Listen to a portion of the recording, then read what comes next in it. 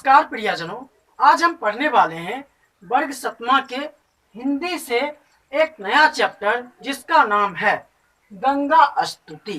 यानी आज जो हम पाठ पढ़ेंगे उसका नाम है गंगा स्तुति, जो कवि विद्यापति जी के द्वारा लिखा हुआ है, जो मैथिली कवि के नाम से बहुत ही ज्यादा चर्चित है। विद्यापति एक मैथिली कवि है, ये नाम से वो बहुत ही ज्यादा चर्चित है। गंगा स्तुति विद्यापति जी के द्वारा लिखा गया। हम आज इस चैप्टर का भावार्थ समझेंगे कि इस प्रस्तुत कविता के माध्यम से कवि क्या कहना चाहते हैं। तो यह जो कविता है, जब विद्यापति जी अपने कार्तिक मास में गंगा स्नान के लिए, एक मास के गंगा स्नान के लिए गए थे, तो तब वो स्नान जब उनका समाप्त हो गया, एक मास पूरा हो गया कार्तिक का, तो वो आ रहे थे, तो उन्हें वहां से आने का मन नहीं कर रहा था, गंगा का तट छोड़ने से मन नहीं कर रहा था। और इसी संदर्भ में वो एक स्तुति लिखे, जिन्हें हम गंगा स्तुति के नाम से कहते हैं। उनकी आंखों से आंसू आ गया था जब वो आ रहे थे। तो कवि क्या कहते हैं, सुनिएगा गौर से और इसका हम भावार्थ समझते हैं। तो कवि कहते हैं, बरसुख सार पा और तुए तीरे, छोड़ इत निकट नयन बहनीरे। मतलब बरसुख सार पा और तुए तुरे, मतलब हे गंगा मैया, हम आपके किनारे पर रहकर बहुत ही ज्यादा सुख पाया है। हे गंगा मैया, हमने आपके किनारे पर इतना दिन जो गुजारा उसमें बहुत ही ज्यादा सुख पाया है। छोड़ा इत निकट नयन बह नीरे, मतलब जब आज मैं किनारा छोड़ रहा हूँ, जब मैं आपका किनारा आज छोड़ रहा हूँ, तो हमारे आंखों से क्या हो रहे, आंसू बह रहे। तो हमारे आंखों से छोड़ा इत निकट नयन बह नीरे, जब मैं आपका किनारा छोड़ रहा हूँ तो नयन बह नीरे, तो मेरे आंखों से आंसू बह रहे हैं। कर जोड़ी बिनमाओ विमल तरंगे, पुन दर्शन हुए पुनमति गंगे।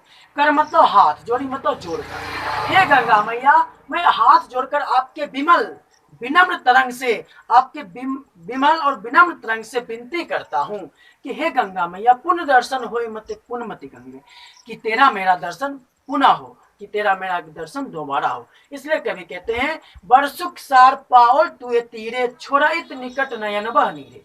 कर जोड़ी बिनमाओ विमल तरंगे, पुन दर्शन हुए पुनमति गंगे, कि हे गंगा मैया, हमने तुम्हारे किनारे पर बहुत ही ज्यादा सुख का अनुभव किया है, और जब मैं आज आपका निकट छोड़ रहा हूँ तो मेरे आंखों से आंसू बह रहे हैं। मैं आपके विमल तरंगों से यह विनती करता हूँ, हाथ जोड़कर विनती करता हूँ कि हे गंगा मैया, तेरा और मेरा मिलन पुनः हो, दोबारा हो।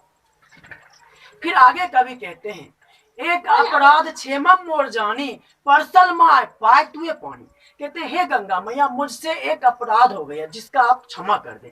एक अपराध क्षेमम मोर जानी, कि हे गंगा मैया, मुझसे एक अपराध हो गई है, इस अपराध को आप क्षमा कर दें।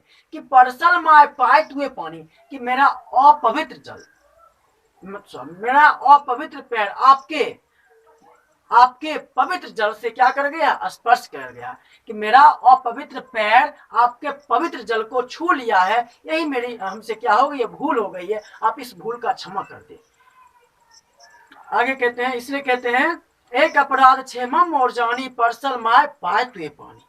फिर कहते हैं कि करब जब तप जोग धयाने, जन्म कृतार्थ एक ही सनाने।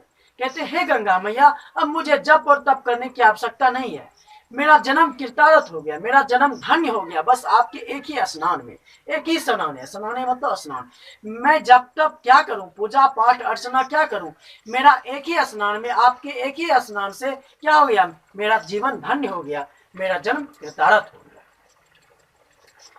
फिर आगे कहते हैं, भनई विद्यापति समदाओ तो ही, अंतकाल जनु विश्रय में मोहि।